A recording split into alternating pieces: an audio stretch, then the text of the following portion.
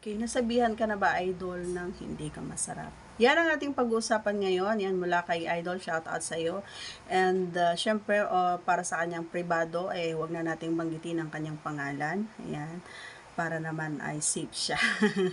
Okay, yan ba? Pero bago natin na ibigay ang ating komento dito, mga idol, ay manghingi ako ng favor na please do subscribe and click our tiny notification bell so that you'll be updated every time we have a new upload videos. Disclaimer na rin, mga idol, ang video ito ay para lamang po sa may bukas ang kaisipan at may malawak na pangunawa. Kung wala po tayo nito, maaari na lamang po mag-skip at mamili ng mga videos na nararapat po para sa inyo. Ayun.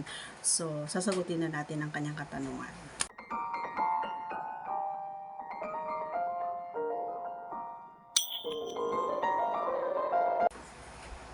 Okay.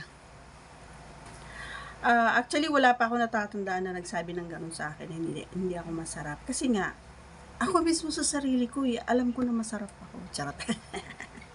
Ay, ikaw ba naman ang uumpisahan mula taas ang ulo hanggang babang ulo, hanggang sa talampakan, hanggang sa daliri ng mga paa mo. Oh, tapos sasabihin mo hindi ako masarap. Charot lang. Ayan. So, alam ko din kasi sarili ko, kaya sinasabi ko sa mga vlogs ko na ako ay magaling, ako ay masarap, at never pa ako naka-experience na sabihin na hindi ako masarap. Kasi nga, ginagawa ko yung part ko as a partner para mapasaya, or alam mo yun, yung mapasaya ko yung at maging satisfied kumbaga yung aking kapareha. Hindi ko minsan kapag ako ay hindi ko na iniisip kumbaga yung sarili ko, pero not all the time, no. Minsan iniisip ko rin yung sarili ko, kailangan matapos ako, ganon. Pero mostly of the time na iniisip ko yung kapareha ko, gusto kailangan happy siya pagtapos nito, satisfied siya pagtapos nito sa lahat ng mga gagawin ko. So, ibinibigay ko yung best effort ko para naman ay minsan naman huwag tayong maging hipokrita. So, iniisip ko minsan din para hindi ako ipagpalit. Kahit na lagi akong pinagpapalit, kahit na lagi akong iniloloko, hindi ko ba alam kung bakit lagi nila akong niloloko. Masarap naman ako. Oh.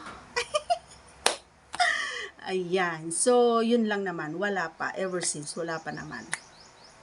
Lagi-lagi nilang sinasabi, ang sarap mo, ang galing mo. Pagtapos namin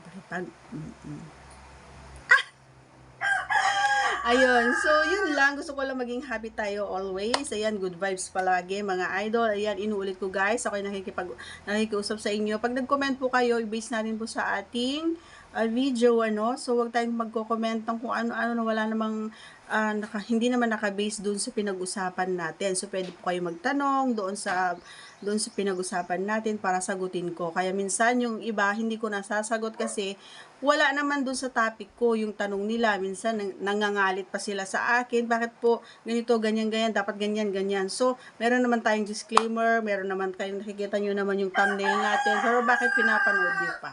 Diba? So, yun lang. Thank you, and I thank you. So that's all for today's video. Once again, if you are not yet connected to our channel, please do subscribe and click our tiny notification bell so that you'll be updated every time we have a new upload videos. Bye everyone, see you on our next vlog.